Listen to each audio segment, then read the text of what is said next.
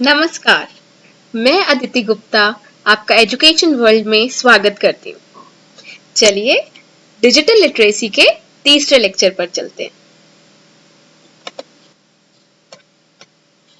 पिछले लेक्चर में हमने पढ़ा था कि जो हमारे पास स्टोरेज होती है उसमें हमारे पास डिफरेंट डिफरेंट पोर्शंस होते हैं, डिफरेंट डिफरेंट खाने होते हैं। जैसे हमारे रूम में हर एक कमरे की अपनी जगह है, उसी तरह यहाँ पर भी जब हमारे पास मेमोरी होती है, हर चीज को रखने के लिए एक जगह बनाई गई है और उस जगह का अपना एक एड्रेस है। जैसे कि हम लोग यहाँ देखते हैं कि जैसे 9279 एड्रेस पे इस जगह पे हमारे पास ये डेटा पड़ा है 100111010। मैंने आपको पिछले लेक्चर में समझाया था कि कंप्यूटर के अंदर जो भी इंफॉर्मेशन होती है वो किस फॉर्म में रखता है, उसको 1 या 0 फॉर्म में रखेगा। उसे इन दो बिट्स के अलावा कुछ और यूज करना आता ही नहीं है, इसलिए ये जो भी डेटा है हमारे पास ये 10 फॉर्म में। अब ये डेटा 1 बिट भी हो सकता है, 2 बिट भी, 3 बिट्स भी, हम सारा कुछ पिछले लेक्चर में कर चुके हैं। अब यहाँ देखिए, यहाँ ये डेटा कितने बिट्स का है? 1, 2, 3, 4, 5, 6, 7 एंड 8। इसका मतलब ये डेटा यहाँ पे पूरा 8 बिट का है और जो भी डेटा 8 बिट का होता है उसे हम क्या कहते हैं? 1 बाइट। जो 1 बाइट है उसमें कितने बिट्स होते हैं? 8 बिट्स। अगर मैं कहूँ हाफ बाइट में कितने होंगे, तो हाफ बाइट में 4 बिट्स होंगे। हम जैसे 1 का हाफ किया वैसे ही 8 का भी आधा कर देंगे तो हमारे पास 4 आएगा। एक बाइट में हमारे पास पूरे के पूरे 8 बिट्स होते हैं। इसी तरह यहाँ पे कोई भी एड्रेस दिया होगा, उस एड्रेस में इंफॉर्मेशन दी होगी। ये इंफॉर्मेशन हमारे पास डेटा की फॉर्म में होगी जिसमें कुछ ना कुछ बिट्स होंगे। चलिए आगे चलते हैं। जितनी ज्यादा वैल्यूज होंगी, जैसे सपोज करते हैं यहाँ पे इस खाने में सबसे ज्यादा सिर्फ 15 बिट्स आ सकते हैं, बट मेरा जो डेटा है उसमें 25 बिट्स हैं। तो हम क्या करेंगे, 15 बिट्स को यहाँ रखेंगे और बाकी के 10 अगले में शिफ्ट कर देंगे। जैसे हमारे पास एक अलमारी है, अलमारी में एक खाना है, उसमें हम कुछ ना कुछ सामान रखते हैं अपना। अगर उस खाने में सामान ना आए तो हम उसे नीचे वाले खाने में शिफ्ट कर देते हैं। उसी तरह यहाँ पर भी अगर कोई डेटा बहुत बड़ा है, यहाँ नहीं आ सकता, तो मैं उसे अगले खाने में शिफ्ट कर दूंगी। तो इस तरह हम कंप्यूटर में इंफॉर्मेशन स्टोर करते हैं। हमेशा इंफॉर्मेशन 1 या 0 की फॉर्म में स्टोर होगी। हर इंफॉर्मेशन का एक जगह बनाई गई होगी, उस जगह का एक नाम होगा जिसे उसका एड्रेस कहते हैं। आगे हर मेमोरी की अपनी एक स्टोरेज कैपेसिटी है। जैसे मैंने आपको समझाया, हर खाने की कुछ कैपेसिटी होगी। जैसे अगर एक खाने की 15 बिट्स है कैपेसिटी, तो उसमें हम 16 बिट्स नहीं डाल सकते। उसी तरह यहाँ पे अगर मैं कहूँ कि हमारे पास मेमोरी की जो स्पेस है या मेमोरी रखने की जो जगह है वो 1 किलोबाइट है, इसका मतलब उसके अंदर 1024 बाइट्स आ सकती है, जो कि 2 की पावर 10 है। ये बाइट्स है, ना कि बिट्स। अगर मुझे नंबर ऑफ बिट्स निकालनी है बाइट से, तो मैं क्या करूंगी, 2 की पावर 1024 करूंगी। मैं आशा करती हूँ आपको याद होगा, पिछले लेक्चर में हमने किया था कि अगर हमें पता है कि कितनी बिट्स हैं तो उससे कितनी ऑप्शंस हमारे पास अवेलेबल है वो हम निकाल सकते हैं। उसी तरह ये हमारे पास बाइट है, हर बाइट में 8 बिट्स होती हैं। तो इन बाइट्स को अगर मुझे बिट्स में कन्वर्ट करना है तो मैं 1024 को 8 से मल्टीप्लाई करूंगी, मेरे पास उतनी बिट्स आ जाएंगी। अगर मैं कहती हूँ कि मेरे कंप्यूटर में जो मेमोरी स्पेस है या जहां पे हम डेटा रख सकते हैं उसका कैपेसिटी मेगाबाइट है, 1 मेगाबाइट, तो इसका मतलब वो 2 की पावर 20, 2 की पावर 20 जितना भी हमारे पास 2 की पावर 20 होता है उतना नंबर ऑफ बाइट्स का डेटा वो स्टोर कर सकता है। और यही बाइट्स को फिर से बिट्स में कन्वर्ट करना होगा तो हम क्या करेंगे, 8 से मल्टीप्लाई कर देंगे, क्योंकि हमें पता है एक बाइट में 8 बिट्स होती हैं। तो 2 की पावर 20 बाइट्स में कितनी बिट्स होंगी, 2 की पावर 20 इंटू 8। और हम 8 को लिख सकते हैं 2 की पावर 3। तो अगर हम इसे मल्टीप्लाई करेंगे तो हमारे पास 2 की पावर 23 आएगा। चलिए आगे चलते हैं। अगर मैं कहती हूं कि मेरे अलमीरा का जो पोर्शन साइज है उसमें भाई बस 10 कपड़े ही आ सकते हैं, तो 11वां कपड़ा मैं अगले खाने में रखूंगी। उसी तरह अगर मैं आपको कहती हूं कि यहाँ पे मेरे कंप्यूटर का मेमोरी स्पेस 1 गीगाबाइट है, तो उसमें 2 की पावर 30 नंबर ऑफ बाइट्स आ सकती है। और यही मुझे जानना हो कितनी बिट्स आ सकती हैं, हम 2 की पावर 30 को 8 से मल्टीप्लाई कर देंगे। उसी तरह अगर टेराबाइट है तो उसमें 2 की पावर 40 बाइट्स आ सकती हैं, और अगर उस बाइट को हमें बिट्स में कन्वर्ट करना है तो हम उसे फिर से 8 से मल्टीप्लाई करेंगे। तो मैं आशा करती हूँ यहाँ तक जितना हमने पढ़ा है वो आपको समझ आया होगा। तो इसमें हमने बस अभी तक इतना ही पढ़ा है कि एक बाइट में 8 बिट्स होती हैं और हर कंप्यूटर में जगह बनी होती है जहां पे डेटा हम रख सकते हैं। वो डेटा सिर्फ 0 और 1 की फॉर्म में होगा कंप्यूटर में, और वो डेटा की अपनी एक कैपेसिटी होती है। उससे ज्यादा अगर हम सामान रखेंगे तो वो उधर नहीं, उसके अगले खाने में जाएगा। और यहाँ पे हमें ये चीज यहाँ ध्यान रखना है, किलोबाइट है तो उसमें नंबर ऑफ बाइट्स कितनी आएंगी, 2 की पावर 10। मेगाबाइट है तो 2 की पावर 20। गीगाबाइट है तो 2 की पावर 30 एंड टेराबाइट है तो 2 की पावर 40। चलिए आगे चलते हैं, हम मेमोरी के बारे में पढ़ते हैं।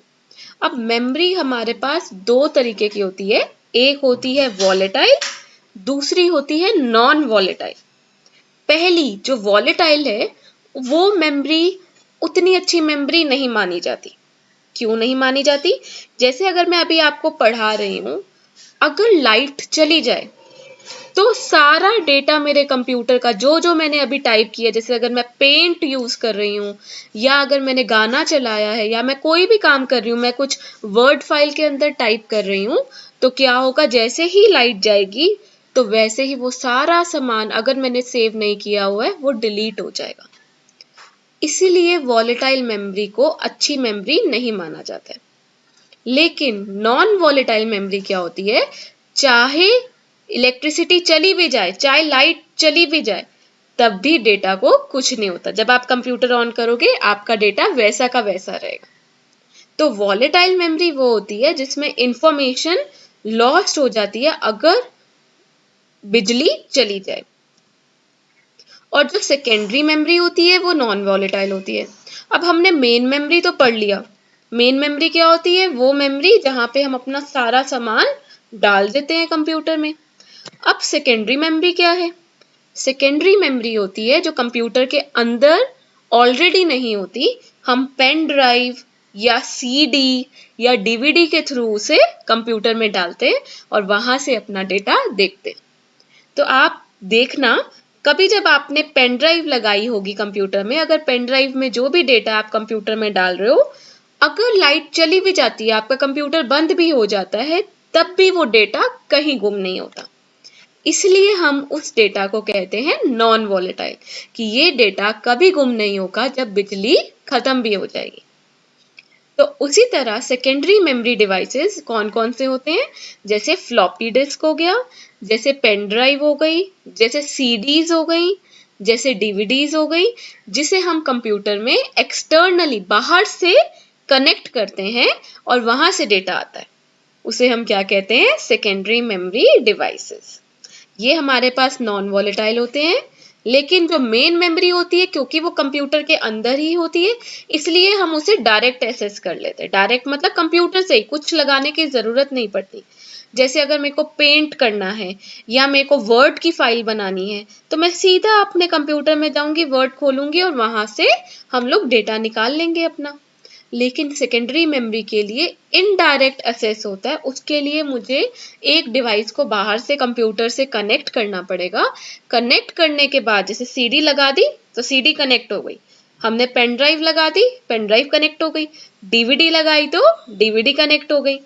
तो इसी तरह जब हम लोग कनेक्ट करते हैं और हमें तब जो डेटा मिलता है वो सेकेंडरी डेटा होता है, सेकेंडरी मेमोरी के अंदर जाता है वो, और वहां से जो हम डेटा निकालते हैं उसे सेकेंडरी डेटा कहते हैं। और जिस डिवाइस को कनेक्ट करते हैं जैसे pen drive, hard disk, floppy drive, तो ये सारे हमारे पास सेकेंडरी डिवाइसेस होते हैं। सो डायरेक्ट एक्सेस और रैंडम एक्सेस को हम इंटरचेंजेबली यूज कर सकते हैं, मतलब मेन मेमोरी हो या हम लोग अपना डायरेक्ट एक्सेस बोले, इनको हम सेम वे में यूज कर सकते हैं। जो मेन मेमोरी होती है और जो रैम होती है, रैंडम एक्सेस मेमोरी, इन दोनों का मतलब सेम ही होता है। तो मेन मेमोरी और रैंडम एक्सेस मेमोरी जिसे रैम कहते हैं, ये दोनों ऑलरेडी कंप्यूटर के अंदर होती है, और जो सेकेंडरी मेमोरी होती है वो बाहर होती है किसी डिवाइस में, फिर उसे कंप्यूटर से कनेक्ट किया जाता है, फिर हमें उससे डेटा मिलता है। तो हम लोग अब इसी वे में समझेंगे कि मेन मेमोरी जो होती है वो वॉलेटाइल होती है, क्योंकि अगर बिजली चली जाए तो उसका सारा डेटा खत्म हो जाता है, और अगर हमारे पास सेकेंडरी मेमोरी है तो उसका डेटा कभी खत्म नहीं होता, इसलिए उसे नॉन वॉलेटाइल मेमोरी कहते हैं। आगे चलते हैं सेंट्रल प्रोसेसिंग यूनिट। ये हमने ऑलरेडी फर्स्ट लेक्चर में पढ़ा था कि सीपीयू, जिसकी फुल फॉर्म है सेंट्रल प्रोसेसिंग यूनिट, ये हमें क्या करता है, ये सारा प्रोग्राम्स को इंस्ट्रक्शंस फॉलो करते करते ये सारे कंप्यूटर को मैनेज करता है। और सीपीयू और मेमोरी को कौन मैनेज करता है, उनका हेड जो है ऑपरेटिंग सिस्टम। तो सीपीयू को हम कहते हैं माइक्रो प्रोसेसर, माइक्रो मीन्स छोटा, और प्रोसेसर मतलब जो सारी चीजों को प्रोसेस करता है, कि कंप्यूटर से ये प्रोग्राम चलेगा, ये नहीं चलेगा, ये सारा हमारे पास किस में होता है, प्रोसेसर में। इसलिए इसको और क्या कहा जाता है, माइक्रो प्रोसेसर, छोटा सा प्रोसेसर। ये हमारे पास कौन सी फिलॉसफी यूज करता है, फेच, डिकोड, एग्जीक्यूट साइकिल।